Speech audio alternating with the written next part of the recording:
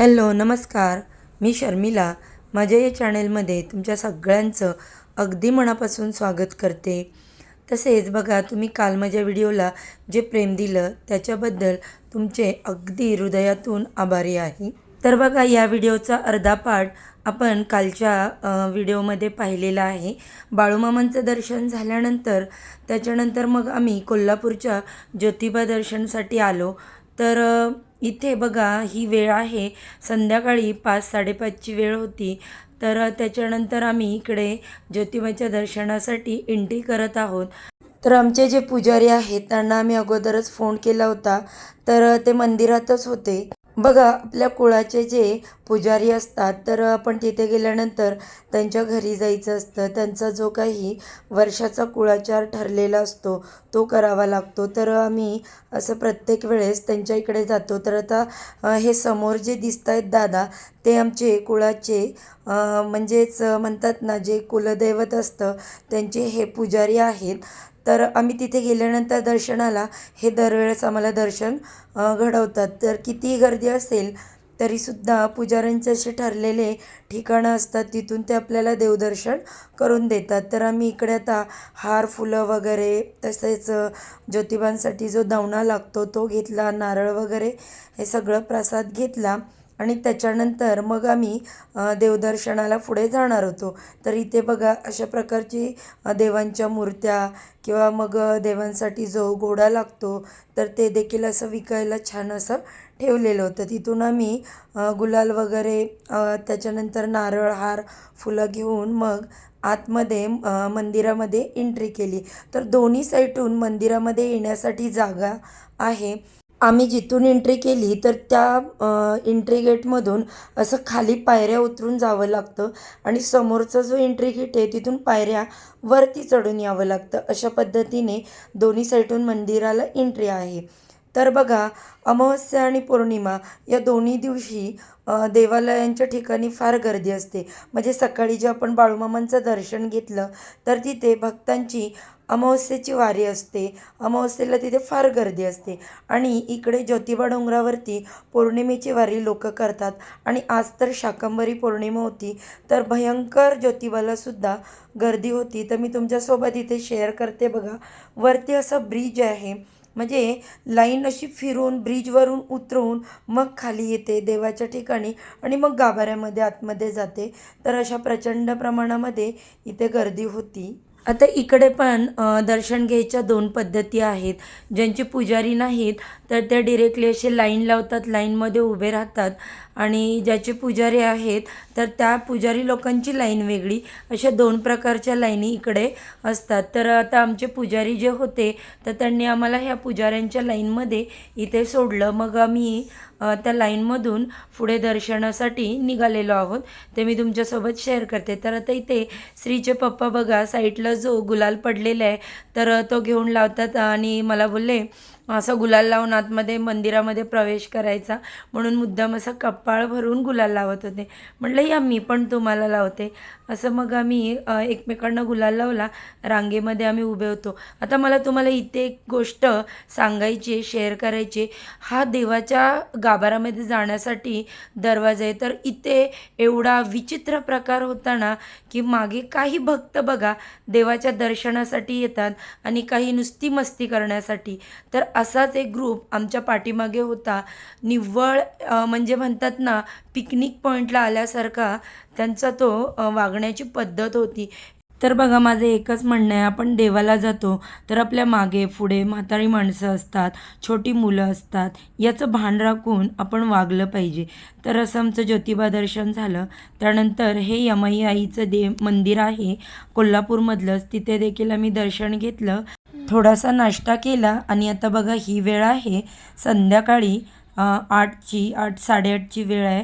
त्यावेळेस आम्ही कोल्हापूरच्या महालक्ष्मी मंदिरामध्ये दर्शन घेण्यासाठी पोहोचलो. बघा ताईंनो, आज पूर्ण दिवस सकाळी 9 वाजल्यापासून आम्ही देवदर्शन करत होतो. तर बघा, इथे कोल्हापूरच्या महालक्ष्मीला जायच्या अगोदर आम्ही ओटी घेतली. त्याच्यानंतर मी इकडे वेण्या बघत होते. या ज्या कोल्हापूरच्या वेण्या ज्या असतात ना, अतिशय सुंदर आणि एवढ्या फुलांना सुवासिक वास असतो, की ही मी निशिगंधाची वेणी घेतली. ही मला फार आवडते. जर ही वेणी आपण घेतली ना 2-3 दिवस छान टिकते पण आणि त्याचा वास पण छान राहतो. तर मग आम्ही वेणी त्याच्यानंतर देवीला ओटी वगैरे घेऊन मग दर्शनाच्या रांगेसाठी निघालो होतो. तर अशा दर्शनासाठी एक सभामंडप घातलेला आहे, तर तिथे अशी लाईनची सोय केलेली. तर लाईनमधून आम्ही आता देवीच्या दर्शनाला निघालो होतो. जवळ आम्हाला 2-2.5 तास दर्शनासाठी लागले. कारण मी तुम्हाला मगाशीच बोलले, की आज शाकंभरी पौर्णिमा होती आणि पौर्णिमेच्या निमित्ताने एवढी प्रचंड गर्दी होती सगळ्याच ठिकाणी. बघा मी तुम्हाला इकडे शेअर करतेच आहे. कोल्हापूर हे माझं खूप फेवरेट ठिकाण आहे.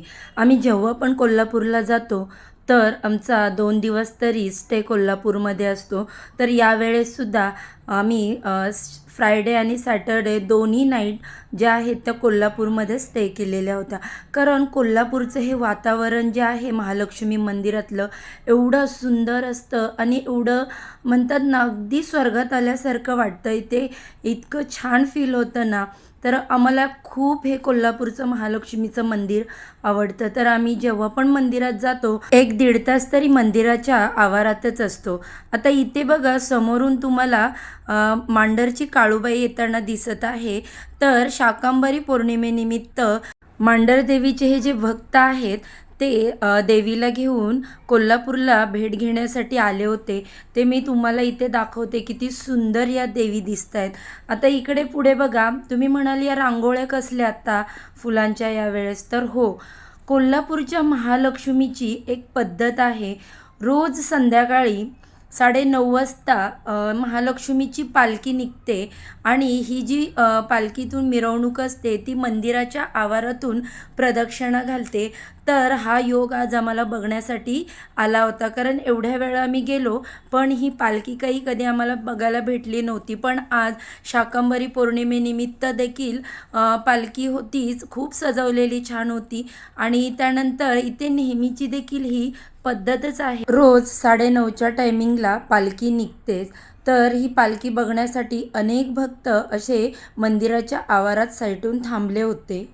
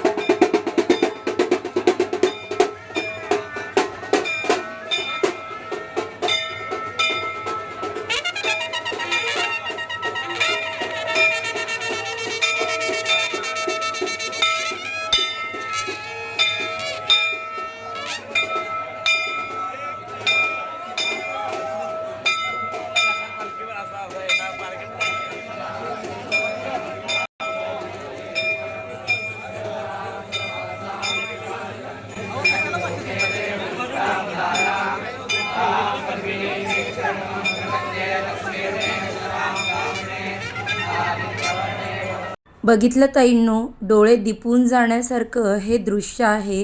एवढं सुंदर फील होत होतं यावेळेस जेव्हा ही पालखी मंदिराच्या आवारातून निघाली होती. तर असे अनेक भक्त पालखीच्या पुढे आणि पाठी चालत होते. तर अशा प्रकारे आमचं कोल्हापूर महालक्ष्मीचं दर्शन झालं.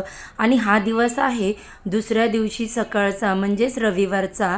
तर आमची कुलदेवी औंची यमाई तर यांचा देखील आज यात्रा रथोत्सव होता.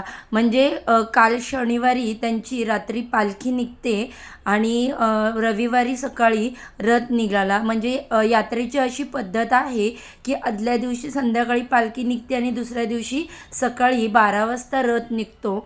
तर आम्ही पालखीसाठी काही इकडे अवेलेबल नव्हतो, कोल्हापूर दर्शनासाठी गेलो होतो. पण जे भक्त पालखीला येत नाही तर ते रथाला येतात, असं यात्रेचं स्वरूप असतं. पालीची यात्रा झाल्यानंतर दुसऱ्या दिवशी लगेच यमाईची यात्रा असते आणि बघा या यात्रेमध्ये असे अनेक प्रकारची आपल्याला वेगवेगळी सोंग वगैरे पाहायला मिळतील. तर इथे एक छोटा मुलगा आहे, त्याने अशा प्रकारचं सोंग घेतलेलं आहे. इथे खेळणीवाली यात्रा म्हटलं की गावची बघा किती वेगवेगळ्या प्रकारचे आपल्याला इकडे दुकानं बघायला मिळतात, खाऊची, खेळण्यांची किंवा मग अजून बाकी काही सामान वगैरे असतं त्याची. तर इकडे बघा तुम्हाला घोडा नाचताना दिसत आहे. तर अशी जवळजवळ 4-5 घोडे होते, तर ते नाचत होते किंवा त्यांचं रिंगण चाललेलं होतं. पंचक्रोशीतील दूरदूरवरून लोक यमाई देवीच्या रथासाठी इथे आलेले आहेत.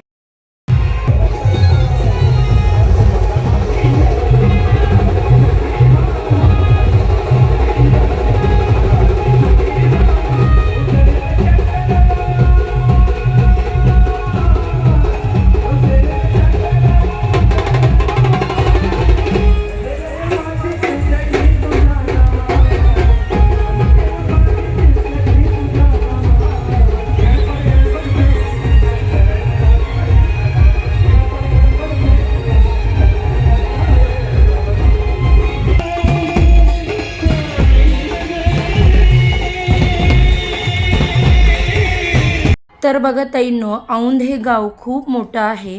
औंधचं संस्थान असं म्हटलं जातं. ही ते राजेशाही पद्धत होती.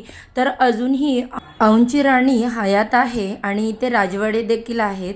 तर हे औंधचं यमाई देवीचं मंदिर औंध गावामध्ये सुद्धा आहे आणि गावाच्या बाहेर जो डोंगर आहे तर त्या डोंगरावर सुद्धा यमाई देवीचं खूप सुंदर मंदिर आहे. तर मी जेव्हा पण नेक्स्ट टाईम त्या डोंगरावरती जाईन तर तिथले देखील तुम्हाला शूट करून शेअर करेन. आता यात्रेनिमित्त आम्ही औंध या गावामध्ये आलो होतो. तर गावातल्या देवीचं इथे हा यात्रा उत्सव भरलेला होता आणि मंदिर जे आहे मोठं ते डोंगरावरती आहे. तर तुम्ही आता इथे बघताय गुलालानी लोक एवढी भरलेली आहेत की भयंकर गुलाल उधळला जात होता या रथावरती. पैशाच्या माळा, त्याच्यानंतर नारळाचे तोरण ही बांधण्याची तिथे पद्धत आहे. आपलं नाव सांगायचं आणि त्या जो रथ येतो तर त्याला ते पैशाच्या माळा आणि नारळाचं तोरण बांधायचं. त्याच्यानंतर बघा गाव मोठं असल्यामुळे प्रत्येक ठिकाणी मुलांचे वेगवेगळे असे ग्रुप आहेत आणि त्या ग्रुपनुसार वेगवेगळी बँड DJ ठेवून मुलं अशी यात्रेचा आनंद घेताना मगाशीच मी तुम्हाला शेअर केलं. तर आता इथे रथ समोरून येतोय ते देखील मी त्याचं तुम्हाला दर्शन देते. अशा प्रकारचा रथ असतो. तर या पद्धतीने औंधच्या यमाई देवीची यात्रा ही पौष शाकंभरी पौर्णिमेला असते आणि खरंच यात्रा खूप बघण्यासारखी असते. तर आता इथे आम्ही देवीचं दर्शन घेतलं, गुलाल टाकला रथावरती आणि परतीच्या प्रवासाला निघालो. पण यात्रेला गेलो आणि गरम गरम जिलेबी खाल्ली नाही असं तर होणारच नाही. आता जे पण सातार भागची लोक आहेत त्यांना तर माहिती आहे जिलेबीची मजा आणि यात्रा काय कॉम्बिनेशन आहे.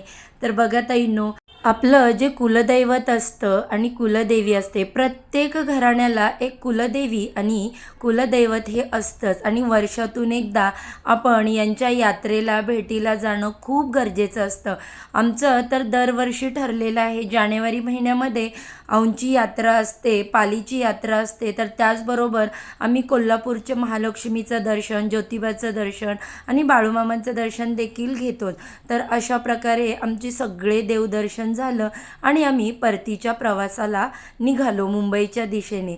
तर बघा ताईंनो, कसा वाटला तुम्हाला आजचा व्हिडिओ? मी या व्हिडिओमध्ये तुम्हाला जे महालक्ष्मी आईचं दर्शन दिलं, औंधच्या यमाई आईचं दर्शन दिलं, त्यानंतर कोल्हापूरच्या ज्योतिबांचं दर्शन दिलं. तर हा व्हिडिओ तुम्हाला आवडला असेल तर व्हिडिओला लाईक करा, चॅनलला सबस्क्राईब करा. चला तर बाय. आजच्या व्हिडिओचा इथेच एंड करते. उद्या अशाच छानशा व्हिडिओसोबत पुन्हा नव्याने भेटू.